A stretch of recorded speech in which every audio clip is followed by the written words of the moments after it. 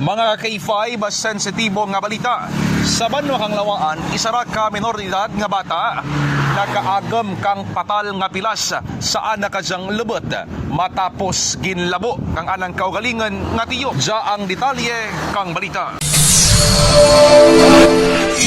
Ano to sala mo labo ni kawa? Nagarapta ang dugo kag haros hindi rin makahulag sa kasakit kang maabtan ka nagresponde nga pumuluyo ang 14 anyos matapos ginlabo kang anang tiyo sa barangay Lindero, Lawaan, Antique.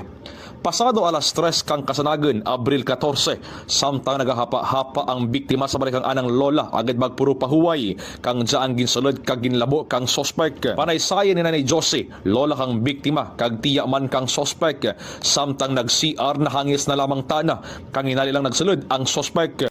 Nagyar ka na si unad na, ambal na, isag kagid gulaw na, amor na isag kagid daw, ginaboy na, may isag gawaw ka na. Kundi nga nagpano ako rin ay. Nagkananong tara obray mo nga gulman. Ay, gulpi na nga ginlabo. Nagtrikan ko ang bata. Nagsarurot bigay dito sa dalam. Pag sarurot na to, pinasulda na uli. Amoy ay naigo.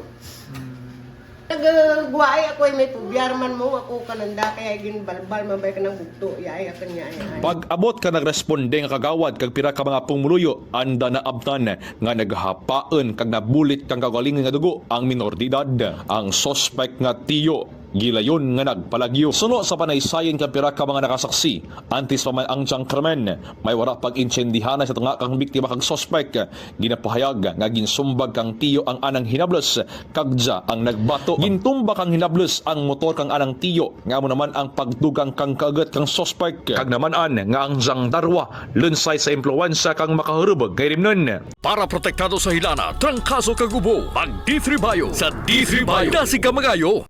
Pag uli sa balay, nakaistorya pa ang biktima sa anang lola.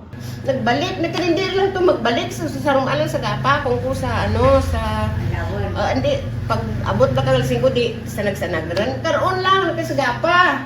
Hindi na, silpon ko to na, sa puti ko ginanit ito, unad na, mabalas ko na. Gindara sa hospital ang biktima, kaya nakatala na nga iga-forward sa Iloilo, bangid man sa fracture sa anang ulo.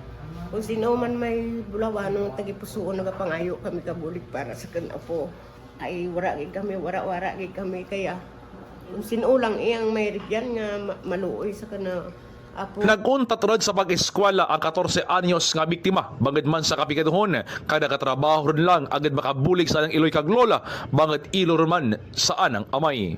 Sa amon pagpadulong sa barangay Lindero, amon man naabtan si Aegis Agoncillo nga nakapablatter man sa barangay matapos nakabaton nga pagpamahag halin sa bugto man kang sospek. Hana nga sedlen sa anang balay kag ginhambalan nga patiin. Rugto kag amon na diskubrihan nga may mga daan nga record ang sospek kag anang mga bugto sa andang barangay.